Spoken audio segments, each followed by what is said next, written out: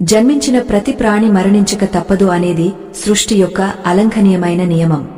అయితే ఆ మృత్యువు అకస్మాత్తుగా సంభవించే ప్రమాదం కానే కాదు.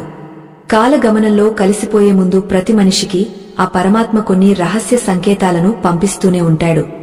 ఆ సూచనలను మనం గుర్తించగలిగితే మరణం అనేది ఒక భయంకరమైన అంతంలా కాకుండా ఆత్మ ప్రయాణంలో ఒక మజిలీలా అనిపిస్తుంది.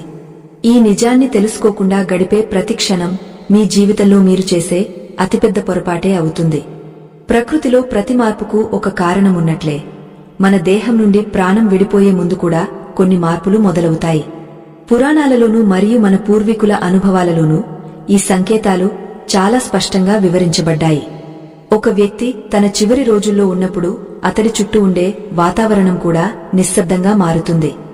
ఆ మార్పులను గమనించే విజ్ఞత మనకు లేకపోవడం వల్లనే మరణం మనల్ని హడలెత్తిస్తుంది. కాని ఆ భగవంతుడు మనల్ని సిద్ధం చేయడానికి ముందే సంకేతాలను పంపిస్తాడు. మరణానికి కొన్ని నెలల ముందు నుండే ఒక వ్యక్తి దృష్టిలో వింతైన మార్పులు చోటు చేసుకుంటాయి. ఆకాశంలో చంద్రుడిని చూసినప్పుడు అతడికి ఆ చంద్రుడు రెండుగా కనిపిస్తాడు. లేదా వెలుగుతున్న దీపాన్ని చూసినప్పుడు ఆ జ్యోతి చుట్టూ ఉండే కాంతి వలయం అతడికి కనిపించదు. ఇది కేవలం కంటి సమస్య కాదు, ప్రాణం తన నివాసాన్ని వీడడానికి సిద్ధపడుతున్నప్పుడు కలిగే మార్పు. అద్దంలో తన నీడను చూసుకున్నప్పుడు తన ప్రతిబింబం స్పష్టంగా కనిపించకపోవడం కూడా ఆ భగవంతుడు ఇచ్చే ప్రాథమిక హెచ్చరిక. నిజ జీవితంలో జరిగిన ఒక సంఘటనను మనం గమనిస్తే ఇది మరింత స్పష్టమవుతుంది.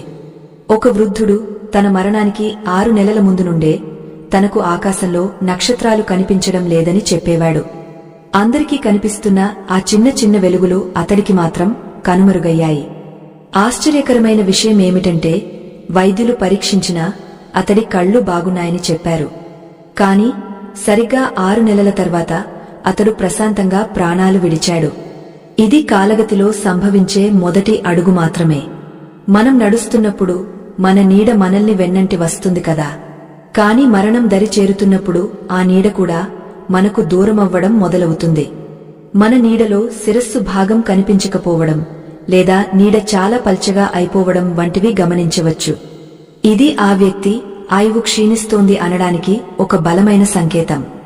ఇటువంటి విషయాలను మన పెద్దలు ఎప్పుడో చెప్పారు, కాని ఆధునిక కాలంలో మనం వీటిని మూఢనమ్మకాలుగా కొట్టిపారేస్తున్నాం. కాని నిజం ఎప్పుడూ నిప్పులాంటిది. గాలి అనేది మన ప్రాణశక్తికి మూలం.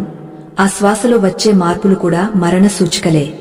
సాధారణంగా మనం గాలి పీల్చినప్పుడు మన నాసికారంధ్రాల నుండి వచ్చే వేడి